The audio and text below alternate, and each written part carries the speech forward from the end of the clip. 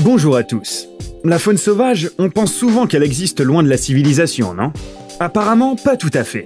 Bon, bien sûr, dans un monde où chaque année il y a de plus en plus de villes et que les technologies font des avancées incroyables, les gens s'éloignent de la nature. Mais la nature fait son petit bonhomme de chemin et surprend parfois les gens de la manière la plus inattendue. Par exemple, tu peux avoir des invités surprenants comme des chats sauvages juste devant ta porte. Aujourd'hui, je vais te raconter quelques histoires de quand la nature sauvage rentre en contact avec le monde moderne. Allez, let's go!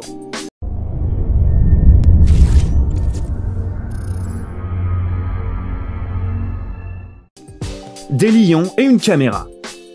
Tu t'es déjà demandé comment les mecs qui font les documentaires sur des animaux sauvages et les photographes de magazines comme National Geographic arrivent à capter les prédateurs les plus dangereux d'aussi près? Alors le plus souvent, le secret réside dans une couverture sécurisée et un objectif avec une qualité et un zoom excellent. Mais certaines équipes de tournage aiment faire preuve d'un peu de créativité et proposer une nouvelle façon de filmer. Tiens, on va prendre Chris McLennan pour exemple. C'est un photographe de voyage qui est devenu mondialement connu grâce à la vidéo suivante, qui est juste incroyable. Un jour, il s'est rendu au Botswana en Afrique pour filmer des lions. Il a eu une idée géniale de placer son appareil photo sur un petit buggy à 4 roues et d'utiliser une télécommande pour l'envoyer directement vers les lions. Il a créé une protection bien solide où il a ensuite placé son précieux appareil photo Nikon. Le résultat, c'est bien plus que des photos magnifiques montrant des lions de près. La vidéo qui montre le processus de tournage lui-même s'est avérée être tout aussi intéressante. Tu peux voir comment les animaux curieux ont du mal à comprendre quel genre d'étrange créature a osé perturber leur paix. Par contre, une fois le premier choc passé, ils se sont bien amusés. Et bien franchement, l'expression du photographe qui récupère enfin l'appareil photo des griffes des prédateurs et regarde les photos, ça n'a tout simplement pas de prix. Un anaconda et un plongeur. L'anaconda, le plus grand serpent du monde, vit en Amérique du Sud, à l'est des montagnes andines. Il peut atteindre jusqu'à 5 mètres de long et peser jusqu'à 70 kg. L'anaconda n'est pas venimeux et n'attaque presque jamais les gens. Mais ce serpent peut avaler des proies bien plus grosses que lui, grâce à son estomac et à sa peau élastique. Je ne te conseille donc pas trop de déranger ces créatures. Sauf qu'apparemment, le plongeur suisse Franco Banfi n'a pas reçu le message.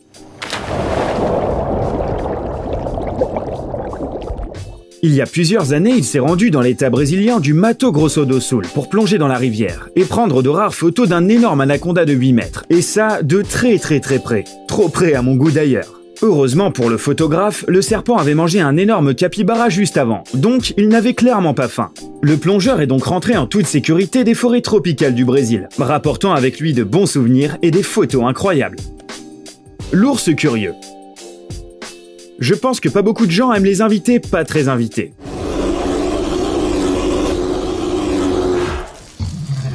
À moins que ce soit ton meilleur pote qui t'a vu sous tous les angles et qui sait très bien que ton frigo est vide. Le photographe Christian Pondella de la ville californienne de Mammoth Lake a déjà eu un visiteur très intéressant. Un grizzly est venu rendre visite à lui et à sa famille. D'ailleurs, cet animal est représenté sur le drapeau de l'État de Californie, et pour une bonne raison. L'animal géant a commencé à grimper par la fenêtre ouverte, qui n'avait qu'une simple moustiquaire. Dans la vidéo, tu peux voir comment plusieurs personnes essaient de chasser l'invité indésirable. Mais il s'en fout, il continue à essayer de rentrer dans la maison. Heureusement, l'ours s'est vite ennuyé et est parti. Il y a des spectateurs dans les commentaires de cette vidéo qui ont demandé à Christian s'il nourrissait la pauvre bête. Parce que, comme d'autres utilisateurs l'ont dit, à juste titre, ce n'est pas une bonne idée. Le fait est qu'un ours sauvage qui a reçu de la nourriture des mains d'une personne peut penser qu'il est vulnérable, et donc continuer à piller la maison. Et le pire, c'est qu'une petite visite inopinée comme ça peut très mal se terminer, parce que l'animal peut devenir agressif envers cet adversaire qu'il considère comme étant faible. Un élan dans la piscine. Un vendredi matin, Paul Koch, un Canadien de l'Ottawa, buvait son petit café et faisait son sudoku préféré dans un journal quand quelque chose d'incroyable s'est produit. Le regard de l'homme s'est posé sur ce qui se passait à l'extérieur de la fenêtre de son patio. À la surprise de Paul, il y avait un élan qui nageait dans sa piscine. Je suppose qu'il devait en avoir marre de la canicule d'Ottawa. Après avoir vu l'invité inattendu, Paul a immédiatement informé les autorités. Mais l'élan est sorti de la piscine avant l'arrivée de l'équipe de secours. Il s'est dirigé très nonchalamment vers la clôture, a sauté par-dessus, puis s'est dirigé vers le jardin du voisin, où il y avait une piscine d'ailleurs, mais l'élan l'a bien ignoré, et s'est dirigé directement vers la forêt. Un lynx roux sur le porche. Cathy Maniscalco, qui habite à Santa Fe au Nouveau-Mexique, a découvert toute une famille de lynx roux, une mère et 5 petits, dans la cour d'une maison. Les animaux étaient très calmes et n'étaient visiblement pas très pressés de quitter les lieux. À un moment donné, les petits ont eu faim, et la mère a décidé de les nourrir. Cathy a même réussi à filmer ce moment de douceur avec son téléphone par la fenêtre. Elle n'est pas sortie pour éviter d'effrayer les animaux sauvages. Après leur repas, la petite famille s'est allongée sur le sol de la véranda, se prélassant au soleil et se léchant. Presque comme les chats domestiques ordinaires, juste un peu plus gros. Comme la fille l'a dit sur sa page Facebook, la famille des lynx-roux n'a quitté sa maison que tard dans la soirée. Le coyote voyageur. L'histoire suivante a eu lieu cet été dans la province canadienne du Saskatchewan.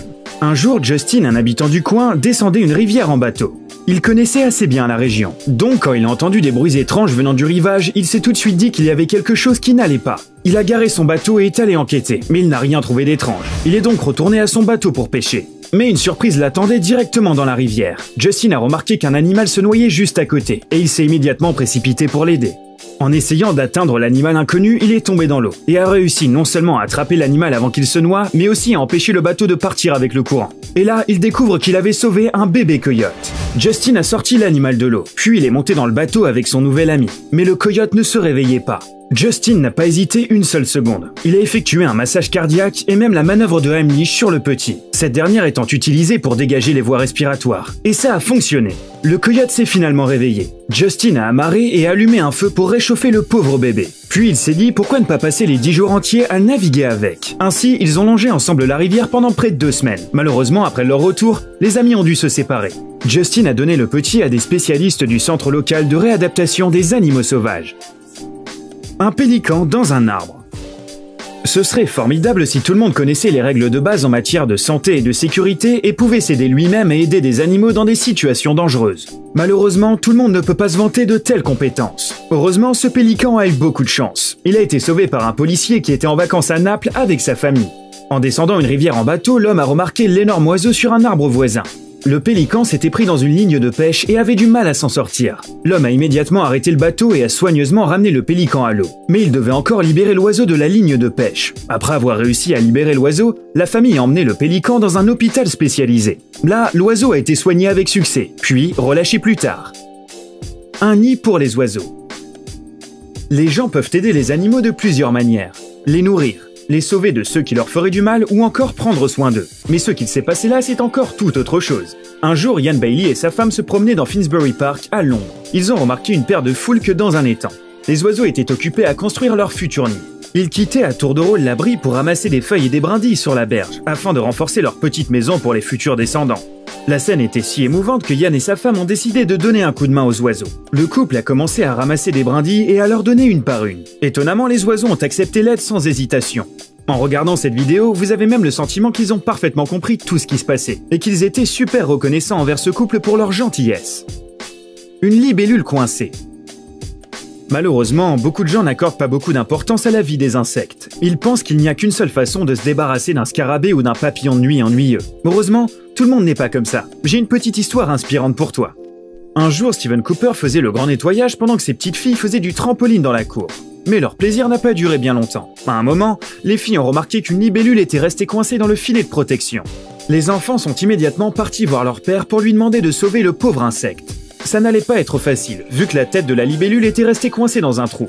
Le père a donc demandé de l'aide à son frère et ils ont essayé d'être très prudents. À la joie de toute la famille, en quelques minutes, l'insecte s'est libéré et s'est envolé. We did it! Woo! Go little guy. See you later, buddy. Un kangourou au poste de police. Être policier, c'est un boulot important, et qui peut être parfois bien stressant.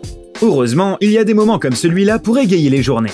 Un jour, les agents de la ville de Fort Lauderdale en Floride ont reçu un appel très étrange. On leur a dit qu'un criminel extrêmement dangereux se déplaçait dans la rue principale. Non, je rigole. En fait, c'était juste un kangourou. Les policiers ne sont pas trop habitués à travailler avec des animaux exotiques comme ça, et on ne peut pas trop leur en vouloir. C'est pourquoi ils ont dû détenir le délinquant en utilisant une laisse comme ils utilisent pour les chiens.